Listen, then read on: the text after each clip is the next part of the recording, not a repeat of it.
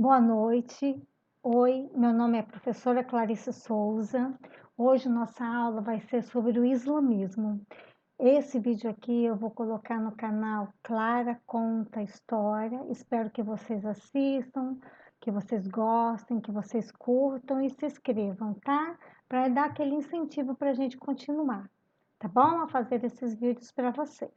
Então, essa aula eu vou falar sobre o islamismo.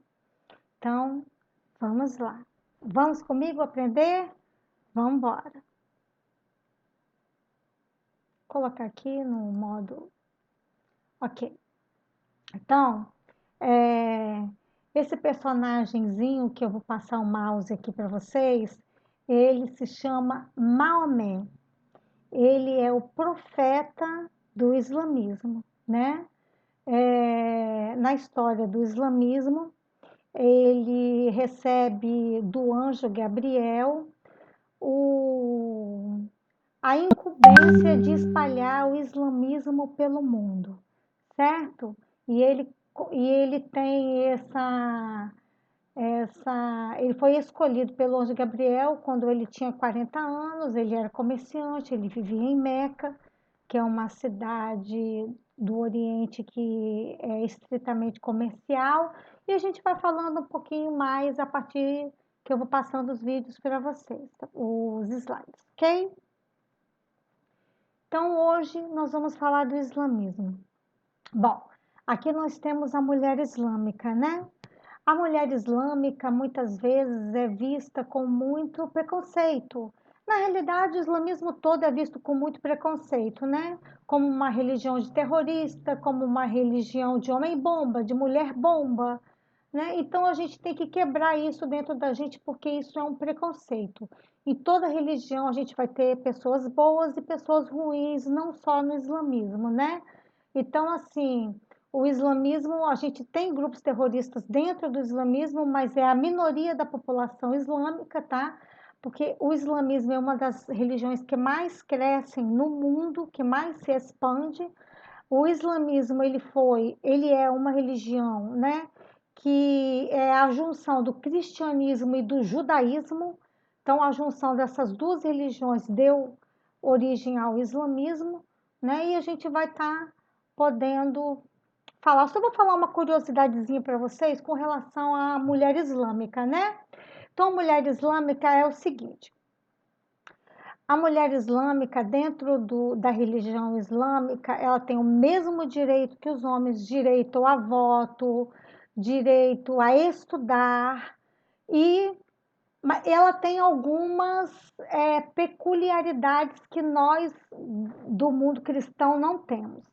É, nós temos no Ocidente o calendário cristão. No Oriente do mundo islâmico, nós temos o calendário islâmico, que ele se inicia com a Hégira, que é a fuga de Maomé de Meca para Medina, no ano de 622, mas depois a gente vai ver mais adiante, certo?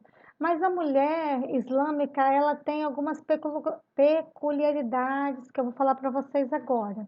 Um exemplo, o único homem que pode trocar uma mulher islâmica solteira tem que ter o seu sangue. Então, a mulher islâmica, ela pode ser tocada, abraçada, botada a mão no ombro, perto de mão, pelo pai, a mãe, pai, tios, irmãos e avós. Então, o homem tem que ter o sangue dela para poder tocá-la. O marido só vai poder tocá-la depois do casamento, certo? Mas ela tem direito a estudar, ela tem os mesmos direitos de frequentar templos religiosos, direitos a sair na rua, de dirigir, vários direitos, direito a voto, tá? Então, algumas só curiosidades sobre a mulher islâmica, porque, né, a gente tem bem preconceito sobre isso e a gente tem que quebrar isso dentro da gente, né? Então, vamos lá, como começou o islamismo? Nasce o Império Árabe, o islamismo. É interessante falar o seguinte também, tá, gente? Antes que eu me esqueça. O islamismo foi uma religião que unificou aqueles povos árabes, porque antes do islamismo, cada povo árabe tinha sua cultura, sua língua, seu modo de falar, sua religião. Eles eram politeístas, que significa o quê? Eles tinham vários deuses, tá? E a religião islâmica vem para unificar todos esses povos em torno de uma única religião. Então, para os povos árabes, o islamismo foi uma coisa bacana, porque os uniu em torno de uma só religião e trouxe, eles eram fragmentados e agora eles ficaram unidos em torno de uma só religião, certo? Então, foi bacana nesse sentido aí. Nasce o Império Árabe. Vamos seguindo aqui o mouse, sempre segue o mouse, ok? Nasce o Império Árabe, o islamismo, localização geográfica, os povos da região. Na Península Arábica, localizada entre o Mar Vermelho e o Oceano Índico e o Golfo Pérsico. Fica nessa região, depois a gente vai ver no mapa. Os povos que habitavam essa região eram sedentários e praticavam o pastoreio e o comércio, venda de camelos e saques. Os árabes organizavam-se em aldeias lideradas por sheiks. Os sheiks eram chefes locais, certo? Algumas tribos se fixavam na costa, perto do litoral, onde o clima favoreceu a agricultura e a formação de cidades como Meca e Iatribe. Iatribe mais tarde vai ser chamada de Medina, tá? A cidade de Maomé, ok? É interessante falar também que a Península Arábica nós temos 80% de desertos, tá? Nessa região, é uma região bem desértica. Então, aqui nós temos a localização geográfica, tá? Aí nós temos Medina, nós temos Meca, o Iêmen, Sudão. Aqui nós temos o Mar Vermelho, o Egito, o Iraque, a Síria, Kuwait. Então, assim, essa é a Península Arábica, ok? Então, assim, é bacana, eu já falei com vocês que a história anda ali, ó, juntinho com a geografia. Nasce o grande profeta Maomé, né? O preceito, a frase que marca o islamismo é: só há um Deus que é Alá e Maomé é o seu profeta. Maomé também é chamado de Mohammed, tá? Mas a gente vai falar Maomé porque é mais fácil da gente pronunciar. Bacana? Então, Maomé nasceu no ano de 570 na tribo dos Coraixitas. É uma tribo de comerciantes de caravanas que cruzavam os desertos, viviam perto dos oásis. Tá? Eles viviam praticamente do comércio, de vendas e compras de vários materiais. De família muito pobre, teve uma infância de dificuldades financeiras. Quando jovem, tornou-se caravaneiro. Andava pelo deserto do Oriente Médio praticando o comércio, que era a atividade principal na época dele. Descobriu nesse momento as religiões monoteístas, que é o judaísmo e o cristianismo. Então, lembrando que o islamismo, ele é a união entre o cristianismo e o judaísmo. Os dois juntos formaram o islamismo. O que Maomé fez? Ele pegou aquilo que ele achava mais importante do cristianismo com aquilo que ele achava mais importante do judaísmo e juntou e fez a religião islâmica. Tá? Escreveu o Alcorão, que o Alcorão para o islamismo é a mesma coisa da Bíblia para os cristãos, certo? Descobriu nesses momentos as religiões monoteístas, né? O judaísmo e o cristianismo, o que lhe causaram profunda curiosidade. Casou-se com Khadija, filha do dono de caravanas. A partir do casamento, Maomé dedicou-se à meditação religiosa. Nasce uma nova religião. Em suas peregrinações desérticas, Maomé teria recebido uma visita do anjo Gabriel. Nessa época ele tinha 40 anos de idade, tá? E o anjo Gabriel, teria revelado a ele que não há outro Deus além de Alá. E você, Maomé, será o grande e o último profeta dos profetas escolhidos por Deus, tá? E aí, Maomé, a partir desse momento que ele recebeu essa revelação, ele escreveu o Alcorão e começou a espalhar os preceitos da religião islâmica, primeiro entre os seus familiares, entre seus amigos e entre as pessoas, e foi se expandindo. A partir daí, o grande profeta Maomé inicia a difusão de uma nova religião, o islamismo. Islamismo deriva de Islã, que significa submissão total à vontade de Alá. Alá é o Deus do islamismo. Os primeiros convertidos à nova religião foram os parentes e os mais próximos do profeta Maomé. Observação: Maomé não rejeitou completamente o judaísmo e o cristianismo, duas religiões monoteístas já conhecidas pelos árabes. Em vez disso, informou que tinha sido enviado por Deus para restaurar os ensinamentos originais destas religiões que tinham sido corrompidos e esquecidos. Ok? Aquilo que a gente já tinha comentado antes, certo? Islamismo é a junção do melhor do cristianismo e do judaísmo, certo?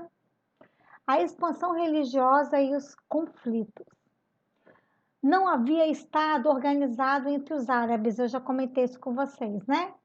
Eles viviam em tribos rivais e o fator de uma unidade precária era a Kaaba. Era um templo situado na cidade de Meca. A Kaaba é um templo. Nesse templo fica uma pedra chamada Pedra Negra. Essa pedra, dizem que Abraão recebeu essa pedra do anjo Gabriel e ela era branca. Mas com os pecados da humanidade, ela se tornou negra. Ela foi colocada dentro, falam que é um pedaço de meteorito, tá, gente? Então ela foi colocada dentro desse templo chamado Caaba, que fica na cidade de Meca. Então, esse templo já era um templo muito visitado e era politeísta. Lembra que eu falei com vocês que antes do islamismo os povos árabes eram politeístas, cultuavam a vários deuses? Então, todo mundo ia naquela cidade de Meca fazer peregrinação religiosa, e aí as pessoas que moravam lá aproveitavam para fazer comércio nessa cidade, certo? Anualmente, os árabes do deserto dirigiam-se a Meca em peregrinação para rituais de purificação e adoração.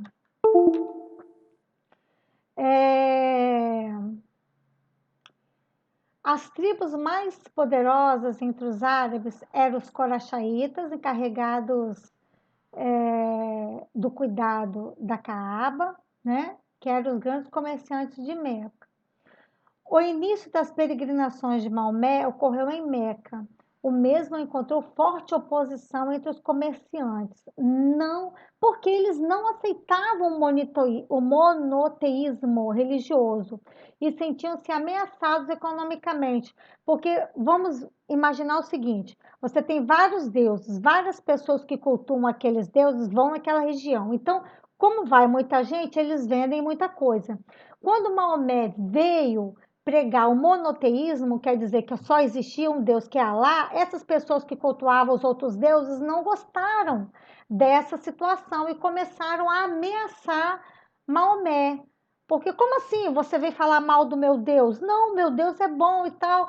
E aí Maomé enfrentou esse desafio de tentar pregar o monoteísmo dentro de um lugar que era cultuado por vários deuses. Então, as pessoas, os comerciantes que viviam lá e que cultuavam outros deuses, não aceitaram muito bem que Maomé fosse lá pregar que só existe um Deus. Como assim só um Deus, né?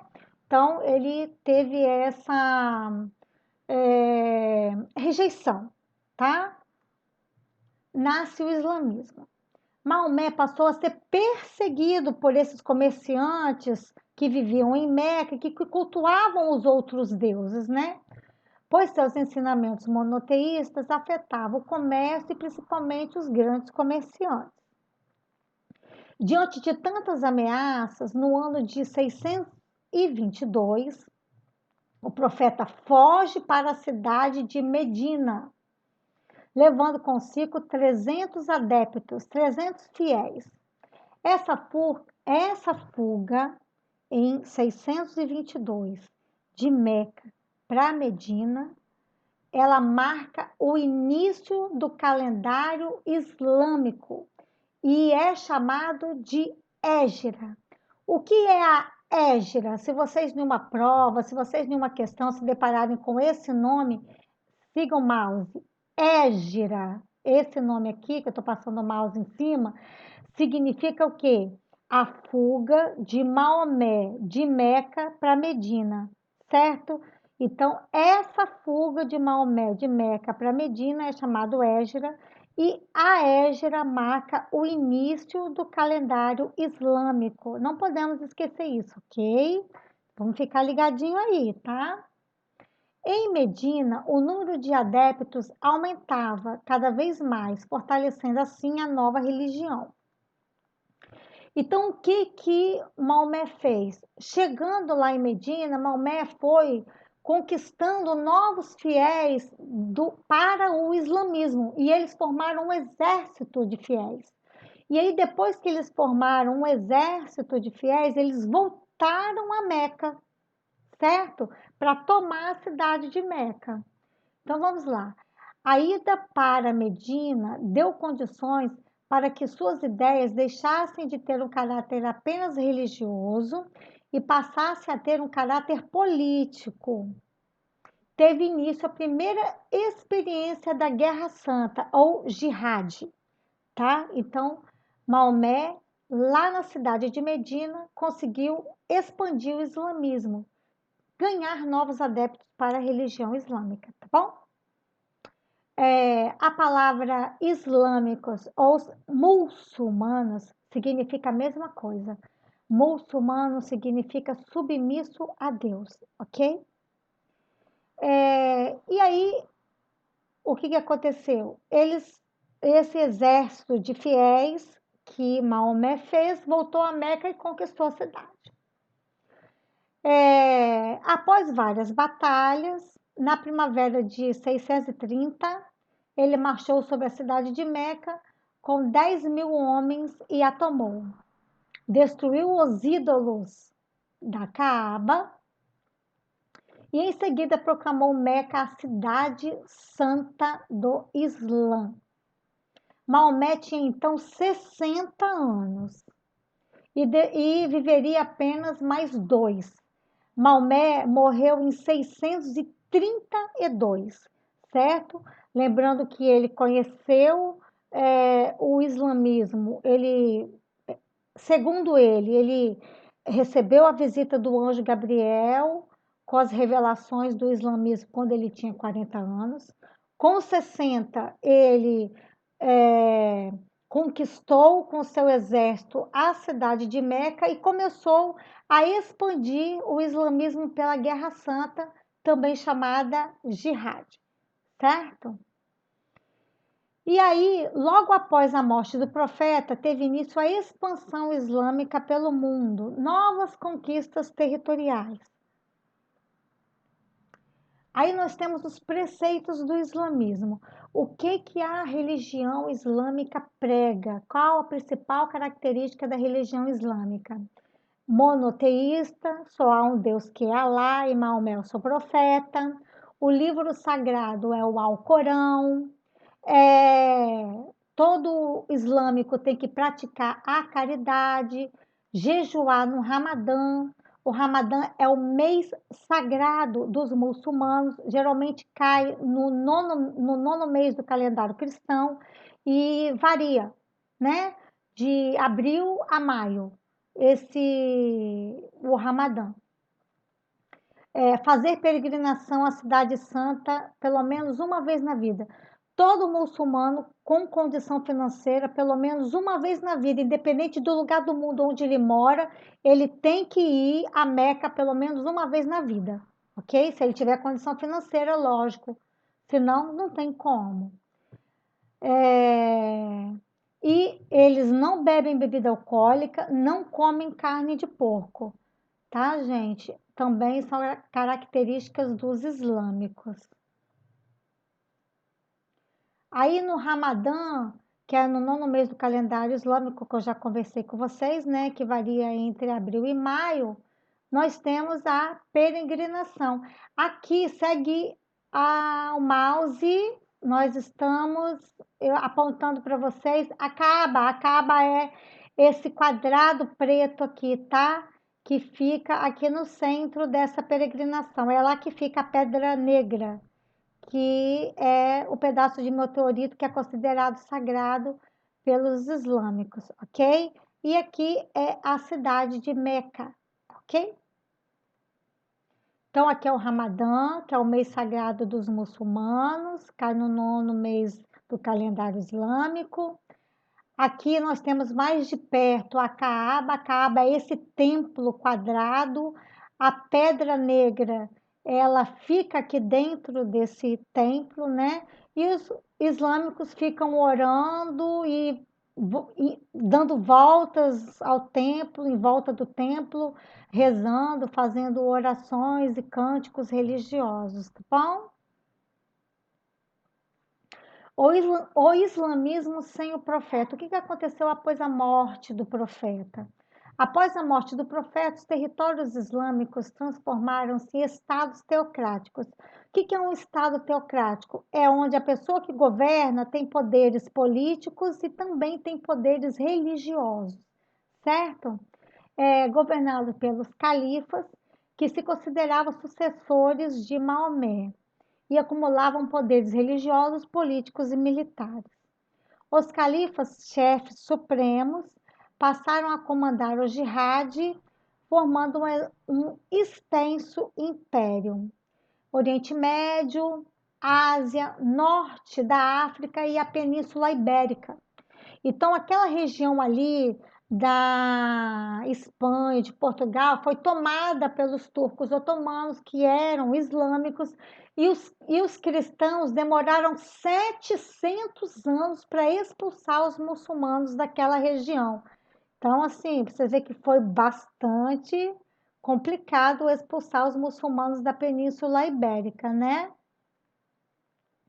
Então, aqui nós temos o islamismo e o jihad, a Guerra Santa, né? E aqui, ó, nesse quadrado, dá para vocês verem aonde o islamismo se estabeleceu, né? Ásia, norte da África, tá? No Oriente Médio, então, toda nessa região aqui. Ó, nesse mapa mostra a expansão do islamismo. Aonde está esse marrom mais escuro aqui, foi áreas conquistadas até a morte de Maomé. Maomé nasceu em 622 e morreu em 600 e, na realidade, desculpa, Maomé, ele começou a empreender o islamismo em 622 e morreu em 632, ok? Então, essa área marrom aqui é a área que Maomé conseguiu expandir o islamismo, né? Essa marrom mais claro aqui, meio mostarda, foram áreas conquistadas pelos 4 primeiros califas, 4 primeiros sucessores de Maomé, né? E essa região aqui mais clarinha foi a região em que o islamismo se expandiu, mas ele foi barrado, tá? Porque senão ele invadiria toda a Europa. Então aqui os cristãos conseguiram barrar e expulsar os islâmicos dessa região, tá? Essa região é a região onde é a Península Ibérica, tá? Aqui na pontinha fica Portugal, mas aqui fica a Espanha, tá? Então, os cristãos demoraram 700 anos para tomar de volta essa região da Península Ibérica dos turcos otomanos que eram muçulmanos, ok? A divisão na religião. O conjunto de crenças e obrigações islâmicas encontram-se em 2 livros, Alcorão e Suna. Segundo o Alcorão, somente os descendentes de Maomé poderiam substituí-lo no cargo de governar os crentes. Mas o Sunna não diz a mesma coisa. Então a gente tem aquele embate entre os xiitas e os sunitas. Eu acho que vocês, assistindo o jornal, vocês devem ter ouvido muito falar essas palavras. Os xiitas, sunitas brigando pelo poder, pela política, para assumir o poder na região em determinada cidade. Quem são os xiitas? Os xiitas é a minoria muçulmana, que é descendente direto de Maomé, e os sunitas é a maioria dos muçulmanos e que não são descendentes de Maomé, certo? Mas eles estudam muito o Alcorão e sabem muito dos preceitos da religião. Por isso se consideram dignos de chefiar e comandar o islamismo, tá? Os sunitas afirmam que os sucessores dos profetas califas deveriam ser eleitos pelos representantes de todo o Islã. Não precisam ter laços de parentesco com Maomé. Aceitam a Suna como a segunda fonte de leis islâmicas. Então, aqui, ó, como eu falei com vocês, a maioria da população é sunita e a minoria é xiita. Mas eles brigam entre si pelo poder da região, ok? E aqui nós temos o mundo islâmico, né? É, essa, essas regiões aqui, vou colocar o óculos aqui para a gente poder ver direitinho. Esse de amarelo no mapa é os países cristãos. Esse de vermelho, a Índia, tá? Esse de vermelho, essa região é a Índia. Eles são hinduístas. E essa região de verde, toda essa região de verde, tá? São países onde os muçulmanos, onde o islamismo, ele é a maioria da população, ele é hegemônico, certo? E essa região roxinha aqui não tem religião, é sem religião, ok? Aí nós vamos ver o luxo e o islamismo, né? Aqui nós temos uma mesquita muçulmana, né? Olha só, vou falar para vocês uma coisa interessante. Ó, se a gente voltar um pouquinho no passado, você vai perceber que quando o cristianismo ele vai invadir as outras regiões, um exemplo, o Brasil, né? Os índios, quando eles foram convertidos para o cristianismo ele quis matar a cultura indígena para impor o cristianismo, certo? O islamismo é completamente diferente. O islamismo, ele se expandia, ele lutava para conquistar outras regiões, mas ele não dominava a cultura do povo. Ele tentava impor o islamismo, conquistar novos adeptos ao islamismo, expandir o islamismo, porém, eles estudavam as outras culturas, as outras línguas, os outros saberes. Ó, vou falar para vocês. Você sabe contar até 10? 1, 2, 3, 4, 5, 6, 7, 8, 9, 10. Se nós sabemos contar até 10, essas numerações, o 1, o 2, o 3, que a gente conhece, que a gente faz continha de matemática, tem gente que não gosta muito de matemática, né? São algarismos arábicos, foram os árabes que nos ensinaram esses algarismos, porque senão até hoje a gente saberia e faria conta, sabe com quais numerais? Romanos. Aqueles numerais, um palitinho, dois palitinhos, três, o número 5, o V vale 5, o X vale 10. Esse é o algarismo romano. Então, se a gente sabe o 1, o 2, o 3, essas numerações foram os árabes que nos ensinaram. Não é bacana, interessante? Olha como o passado sempre vem para o presente. Eu sempre falo isso para vocês. O passado está muito ligado no presente. O presente depende muito do passado, dos conhecimentos que esses povos nos deixaram. Viu que legal, que bacana? Você já acha a matemática difícil com algarismos arábicos? Pensa se fosse algarismo romano.